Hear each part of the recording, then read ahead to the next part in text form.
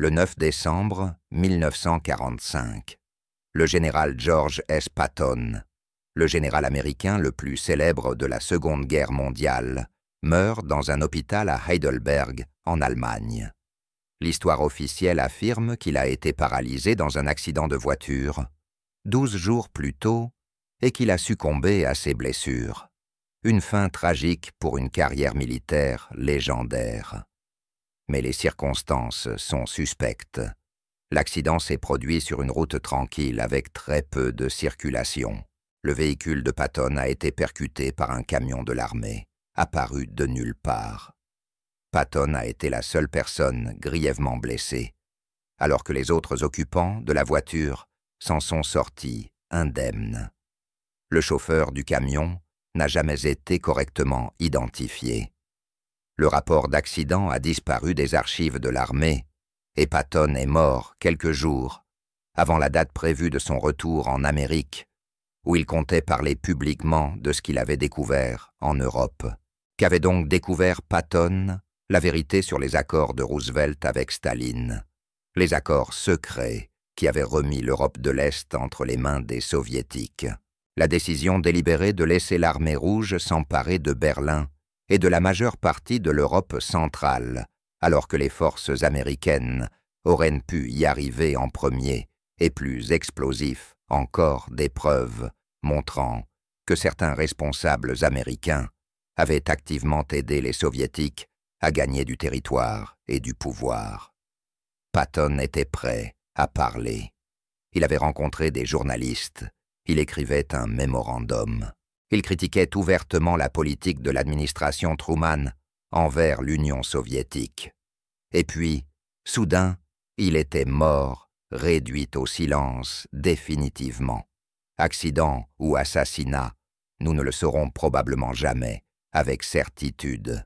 Mais ce que nous savons, c'est que Patton était devenu un problème majeur pour Harry Truman et que sa mort a entièrement résolu ce problème. Aujourd'hui, nous allons examiner ce que Patton savait, pourquoi c'était si dangereux, et si Truman a réellement ordonné de réduire au silence l'un des plus grands généraux américains pour protéger l'héritage de Roosevelt et dissimuler la trahison de Yalta. Commençons par Patton. Dans les derniers 2 mois de la Seconde Guerre mondiale, car c'est à ce moment-là qu'il commence à comprendre ce qui se passait réellement. Au début de 1945, la 3e armée de Patton traversait l'Allemagne à toute vitesse. Elle avançait rapidement, écrasant la résistance allemande, libérant des territoires. Patton était convaincu qu'il pouvait atteindre Berlin avant les Soviétiques. Plus important encore, il le voulait. Berlin était le prix ultime. Capturer la capitale nazie serait une victoire symbolique d'une importance immense. Et sur le plan pratique, celui qui contrôlait Berlin contrôlerait le cœur de l'Allemagne et exercerait une influence massive sur l'Europe d'après-guerre. Patton avait parfaitement compris cela. Il voulait que les forces américaines prennent Berlin, puis continuent vers l'Est, repoussent les Soviétiques et établissent une domination militaire américaine en Europe centrale. Mais en avril 1945, Patton reçoit l'ordre de s'arrêter. Le commandant suprême des forces alliées, Eisenhower, ordonne aux forces américaines de stopper leur avancée et de laisser l'armée rouge prendre Berlin. Patton est furieux. Ses troupes sont plus proches de Berlin que les Soviétiques. Il pourrait prendre la ville avec relativement peu de pertes. Pourquoi s'arrêter maintenant? L'explication officielle est militaire. Berlin n'avait pas d'importance stratégique et les Soviétiques avaient mérité de la prendre après avoir subi des pertes immenses. La véritable explication était politique. Roosevelt avait déjà accepté à Yalta que les Soviétiques occupent l'Allemagne de l'Est, y compris Berlin. Eisenhower ne faisait qu'appliquer cet accord. Patton ne connaissait pas encore les accords de Yalta. Il savait seulement qu'on lui ordonnait de s'arrêter, pendant que les Soviétiques avançaient. Cela n'avait aucun sens militaire. Pire encore, alors que l'armée de Patton attendait, il voyait l'armée rouge commettre des atrocités à travers l'Europe de l'Est. Des soldats soviétiques violentent, pillaient et tuaient des civils. Ils arrêtèrent tous ceux soupçonnés de s'opposer au communisme et les envoyèrent au goulag. Ils installèrent des gouvernements communistes sous la menace des armes. Patton commence à poser des questions. Pourquoi laissons-nous les soviétiques faire cela? Pourquoi ne les arrêtons-nous pas? Qui a pris cette décision? On lui répond que ce sont des décisions politiques prises au plus haut niveau et que les généraux ne remettent pas en question les décisions politiques. Patton n'avait jamais été du genre à se taire lorsqu'il estimait que quelque chose n'allait pas. Après la reddition de l'Allemagne, en mai 1945, Patton est nommé gouverneur militaire de la Bavière. Cela lui donne un contrôle direct sur une grande partie de l'Allemagne occupée. Cela lui donne aussi accès à des informations qui allaient transformer entièrement sa compréhension de la guerre et du règlement de l'après-guerre. Patton découvre que Roosevelt avait conclu des accords avec Staline qui donnaient essentiellement aux Soviétiques le contrôle de l'Europe de l'Est.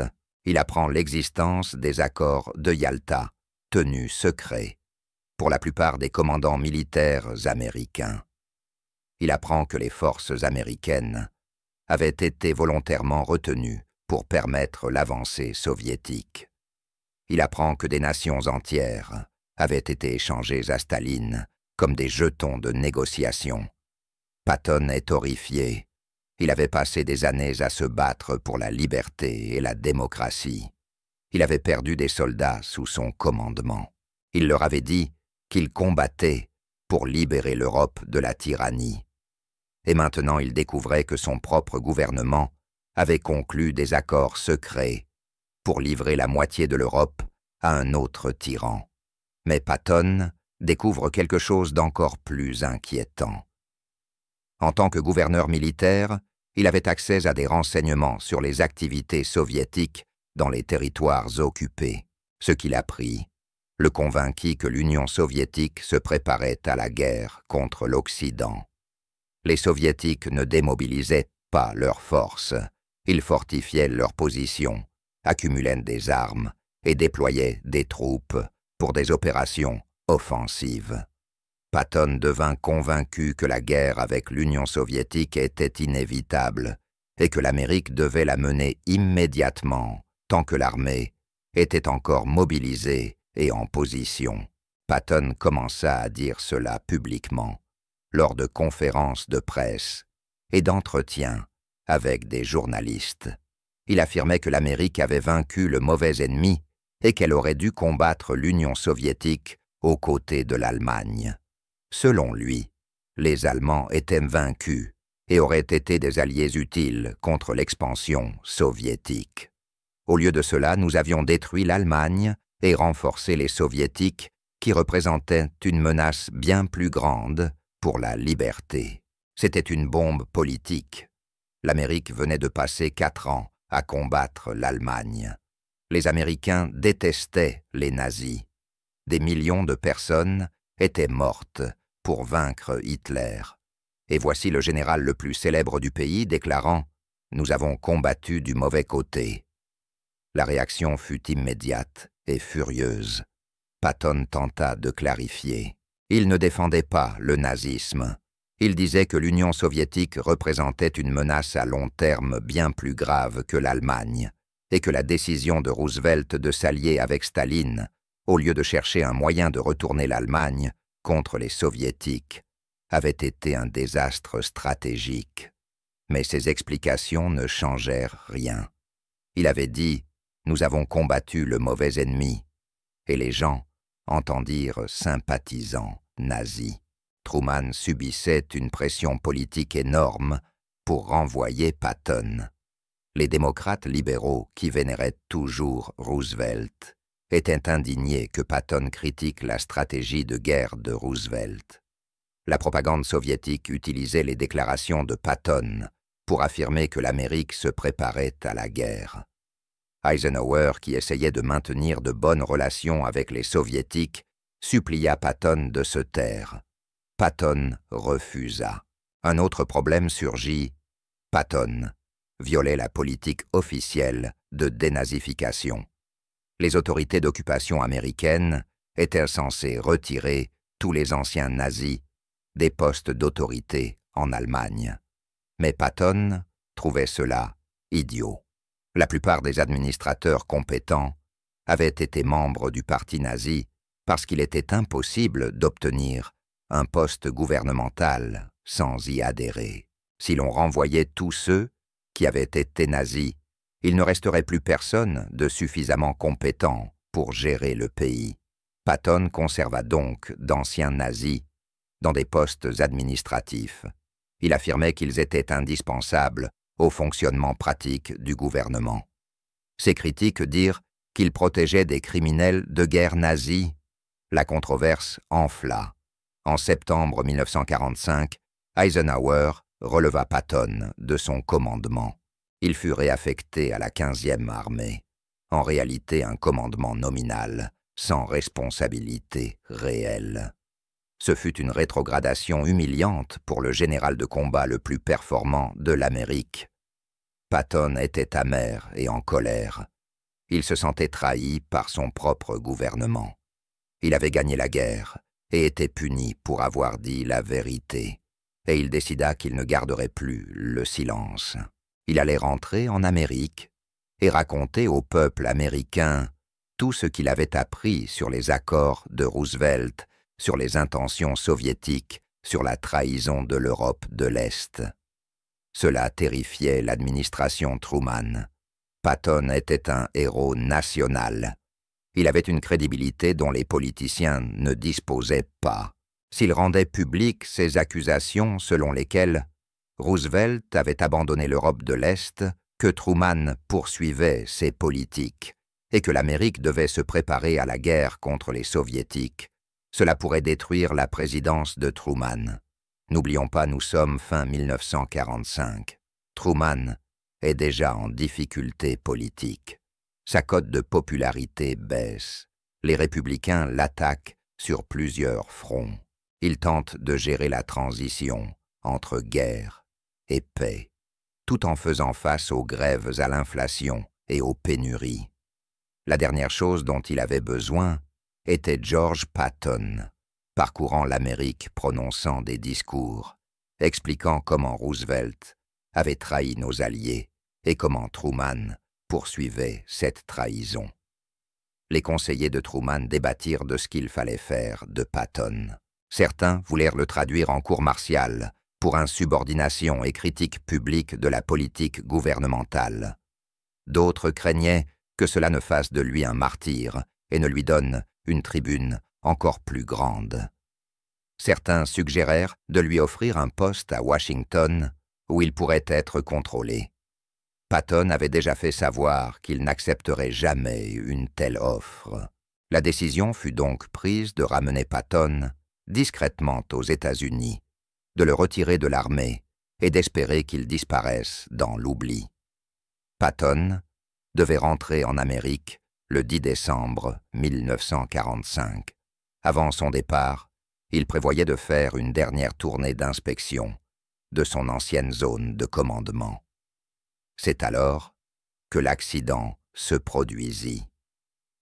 Le 9 décembre 1945, Patton se trouve près de Mannheim, en Allemagne. Sa Cadillac roule lentement par une journée claire, avec une bonne visibilité.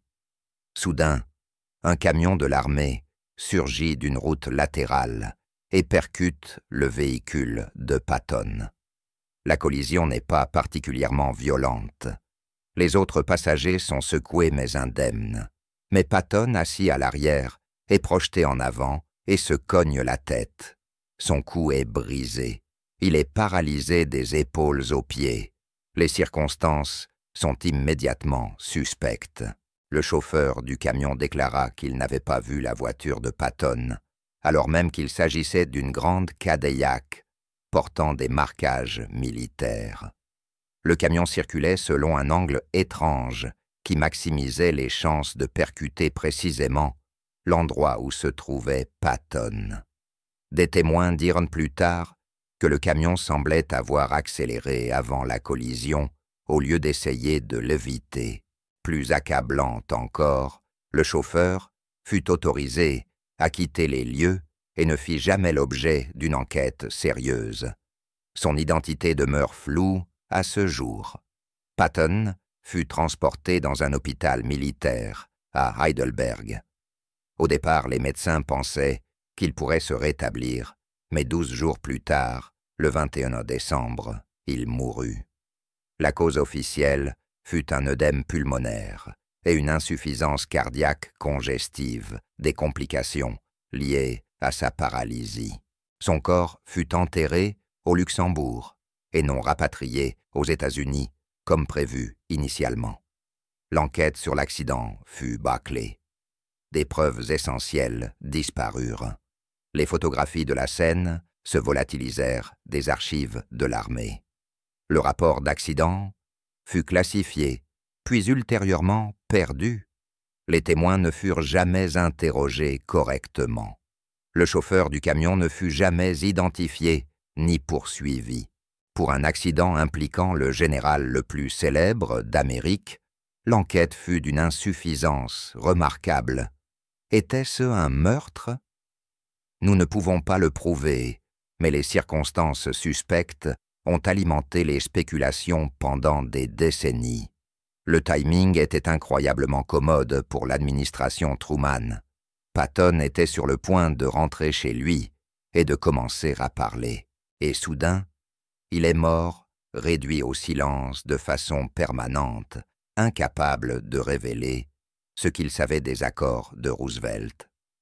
Certains chercheurs ont suggéré que l'OSS, prédécesseur de la CIA, avait été impliqué. L'OSS avait travaillé étroitement avec les services de renseignement soviétiques pendant la guerre.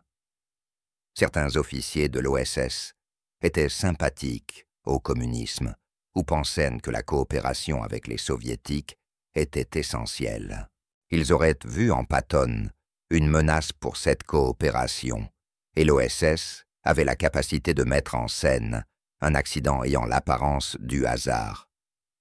D'autres ont suggéré que l'accident avait été véritablement accidentel, mais que Patton avait ensuite été assassiné à l'hôpital. Sa mort survint soudainement après qu'il eût semblé aller mieux. L'explication médicale de ce déclin brutal n'est pas entièrement convaincante, et la décision de l'enterrer en Europe plutôt que de rapatrier son corps aux États-Unis empêcha toute autopsie indépendante. Nous ne saurons probablement jamais avec certitude. Les preuves ont été perdues ou détruites. Les témoins sont morts. Les documents manquent. Mais ce que nous savons, c'est que la mort de Patton résolut un problème immense pour Truman. Avec Patton disparu, il n'y avait plus aucun critique de haut niveau des accords de Yalta de Roosevelt, possédant une crédibilité suffisante pour convaincre le peuple américain. D'autres connaissaient ces accords, mais ils étaient politiciens ou diplomates, des figures faciles à discréditer en les accusant d'arrière-pensée politique. Patton lui était un héros militaire qui avait gagné la guerre. Ses critiques auraient eu un poids que personne d'autre ne pouvait égaler. La mort de Patton permit également à l'administration Truman de contrôler le récit concernant les intentions soviétiques. À la fin de l'année 1945, la plupart des Américains voyaient encore l'Union soviétique comme un allié de guerre. Truman essayait d'influencer progressivement l'opinion publique, de préparer les Américains à la guerre froide. Mais il devait le faire prudemment, sans admettre que Roosevelt avait commis des erreurs colossales à Yalta.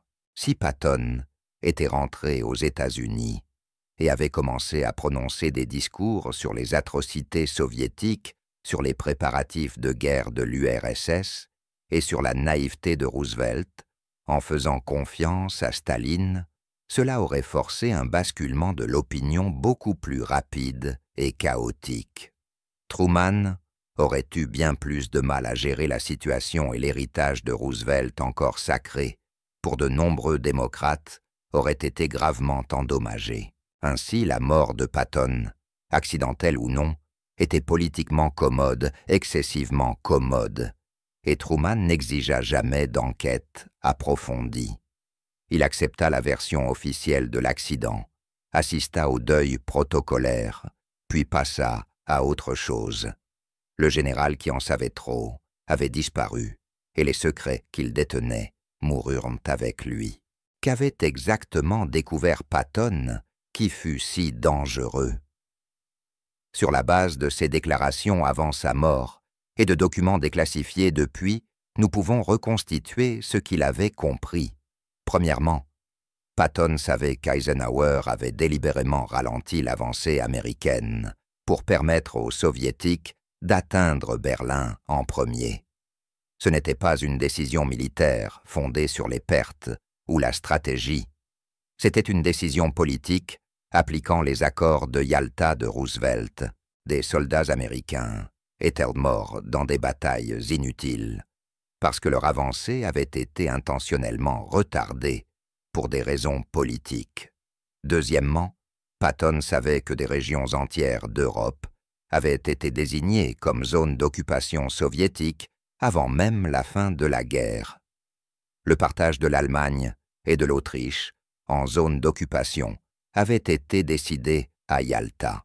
Les forces américaines avaient capturé des territoires qu'on leur ordonna ensuite d'évacuer pour les remettre aux Soviétiques. Patton avait lui-même ordonné à des troupes américaines de se retirer de zones qu'elles avaient libérées, observant les forces soviétiques entrer immédiatement, arrêtant des civils et les déportant. Troisièmement, Patton possédait des renseignements sur les préparatifs militaires soviétiques. Il savait que les Soviétiques ne démobilisaient pas. Il savait qu'ils positionnaient leurs forces de manière offensive. Il savait qu'ils élaboraient des plans pour de potentielles opérations militaires contre l'Europe occidentale. Il croyait sur la base de ces renseignements que Staline se préparait à la guerre et que l'Amérique devait soit affronter les Soviétiques immédiatement, soit accepter la domination soviétique sur l'Europe. Quatrièmement, Patton avait des preuves que certains responsables américains aidaient activement les Soviétiques. Il découvrit que certains officiers de l'OSS fournissaient des renseignements à des agents soviétiques. Il apprit que certains diplomates américains plaidaient pour des politiques qui servaient les intérêts soviétiques. Il pensait qu'il existait une infiltration communiste, ou du moins une sympathie communiste, au sein des plus hauts niveaux du gouvernement américain. Ce dernier point était particulièrement explosif. En 1945, les accusations d'infiltration communiste étaient politiquement toxiques, mais peu prises au sérieux. La croisade anticommuniste de McCarthy ne commencerait que plusieurs années plus tard. Pourtant, Patton formulait ses accusations sur la base d'informations qu'il avait vues en tant que gouverneur militaire. S'il avait présenté ses preuves publiquement, cela aurait provoqué un séisme politique. Truman savait tout cela. Il savait ce que Patton avait découvert et ce que Patton comptait révéler. Et il devait décider quoi faire. Pouvait-il laisser Patton rentrer aux États-Unis et commencer à parler? Pouvait-il risquer les conséquences politiques? Pouvait-il se permettre que les accords de Yalta de Roosevelt soient exposés et critiqués par le général le plus célèbre d'Amérique? Tout indique que Truman jugea que non. Que Truman ait personnellement ordonné de réduire Patton au silence, nous n'en savons rien. Que quelqu'un dans son administration ait orchestré l'accident, nous ne pouvons pas le prouver. Mais nous savons que la mort de Patton fut extrêmement commode pour Truman, et nous savons que l'enquête fut insuffisante et que des preuves furent détruites. Il existe une autre possibilité rarement discutée. Patton pourrait avoir été tué par des agents soviétiques. Staline voyait en Patton une menace. Patton plaidait ouvertement pour une guerre contre l'Union soviétique. Il révélait des atrocités soviétiques et des préparatifs militaires. Il était le commandant de combat le plus compétent de l'Amérique. Et si la guerre éclatait, il serait l'homme évident pour diriger les forces américaines. Les services de renseignement soviétiques avaient des agents partout dans l'Allemagne occupés. Ils avaient la capacité de mettre en scène un accident, et ils avaient une forte motivation pour éliminer Patton, avant qu'il ne puisse convaincre l'Amérique d'adopter une ligne beaucoup plus dure face à l'expansion soviétique. Staline avait fait tuer des gens pour des comportements bien moins menaçants. Si des agents soviétiques avaient tué Patton Truman, le savait-il? L'aurait-il tacitement approuvé? Ou se serait-il simplement abstenu d'enquêter trop profondément parce que la mort de Patton résolvait ses problèmes politiques, peu importe qui en était responsable? Nous n'aurons jamais de réponse définitive, mais nous pouvons évaluer ce qui s'est réellement passé. Patton avait découvert des vérités sur les accords de Roosevelt avec Staline, qui contredisaient tout ce qu'on avait dit aux Américains sur la guerre. Il se préparait à les révéler publiquement. Puis il est mort dans des circonstances suspectes, jamais élucidées. Sa mort bénéficia à la fois à l'administration Truman et à l'Union soviétique, car elle réduisit au silence le critique le plus crédible de la politique post-guerre envers les Soviétiques. L'histoire officielle affirme qu'il s'agissait d'un tragique accident. Le chauffeur du camion n'aurait pas vu la voiture de Patton. La collision aurait provoqué les blessures, ayant entraîné sa mort 12 jours plus tard. C'est possible, les accidents arrivent. Mais la succession de coïncidences met à rude épreuve la crédulité. Le timing, les circonstances suspectes, l'enquête inadéquate, les preuves manquantes, le résultat si commode pour tous ceux qui voulaient en faire taire Patton. Patton, lui-même, semblait soupçonner quelque chose. Dans ces derniers jours, il dit à des visiteurs qu'il croyait que quelqu'un voulait sa mort. Il affirma avoir trop d'ennemis pour avoir dit la vérité. Il évoqua des menaces qu'il avait reçues. Certains m'ont même suggéré qu'il avait compris que l'accident n'en était pas un, qu'il avait réalisé durant ces 12 derniers jours, qu'il avait été pris pour cible et qu'il ne pouvait plus rien y faire. La tragédie, c'est que Patton avait raison sur presque tout. Il avait raison de dire que l'Union soviétique représentait une menace pour la liberté. Il avait raison de dire que Staline se préparait à un affrontement avec l'Occident. Il avait raison de dire que les accords de Yalta avaient trahi des millions de personnes en Europe de l'Est. Il avait raison de dire que l'Amérique devait adopter une position plus ferme contre l'expansion soviétique. 2 ans plus tard, Truman adopterait exactement les politiques que Patton avait préconisées. La doctrine Truman, le plan Marshall, la politique de containment, la montée en puissance militaire, une ligne plus dure face aux Soviétiques. Tout ce que Patton disait que l'Amérique devait faire, Truman finit par le faire. Mais Truman ne pouvait pas se permettre que Patton le dise en 1945. C'était trop tôt. L'opinion publique n'était pas prête. La transition entre l'alliance de temps de guerre et la confrontation de la guerre froide devait être gérée avec prudence. Patton voulait forcer la question immédiatement, et cela menaçait de provoquer un chaos politique que Truman ne pourrait pas contrôler. Ainsi que ce soit par accident, par dessein, ou par l'approbation tacite du dessein de quelqu'un d'autre, Patton fut réduit au silence. Le général qui en savait trop est mort avant de pouvoir dire aux Américains ce qu'ils savaient. Et la trahison de Yalta resta cachée encore plusieurs années, suffisamment longtemps, pour que Truman puisse maîtriser le récit et faire évoluer la politique progressivement, plutôt que par une révélation explosive. George Patton fut l'un des plus grands commandants de combat de l'histoire américaine. Il était aussi arrogant, politiquement maladroit, et prononçait souvent des propos offensants ou imprudents. Mais sur la question des intentions soviétiques et de la naïveté de Roosevelt à Yalta, il avait absolument raison. Et il est mort en essayant d'avertir l'Amérique de ce qu'il avait découvert. Que Truman ait ordonné son silence, nous ne pouvons pas le prouver. Que l'accident ait été réellement un accident, nous ne le saurons jamais avec certitude. Mais le timing, les circonstances et l'issue si commodes pour tous ceux qui voulaient faire taire Patton créent un schéma difficile à considérer comme une simple coïncidence. Parfois la vérité est trop dangereuse pour être dite. Parfois ceux qui en savent trop deviennent des fardeaux. Et parfois ces personnes meurent dans des accidents qui ne sont jamais correctement investigués. C'est ce qui est arrivé à George Patton et Harry Truman, qu'il l'ait ordonné ou qu'il en ait simplement tiré profit. C'est assuré que le général qui en savait trop sur les accords de Roosevelt ne puisse jamais révéler à l'Amérique ce qu'il avait découvert.